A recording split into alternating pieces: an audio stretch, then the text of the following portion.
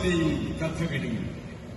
പ്രിയപ്പെട്ടവരെ, അങ്ങനെ ശ്രീകൃഷ്ണനെയും ബലരാമനെയും കൊല്ലുവാൻ വന്ന എല്ലാ അസുരന്മാരെയും നിഗ്രഹിച്ചുകൊണ്ട് ശ്രീകൃഷ്ണനും ബലരാമനും അമ്പാടി കൂടുതൽ വളർന്ന് വലുതാകുന്നു.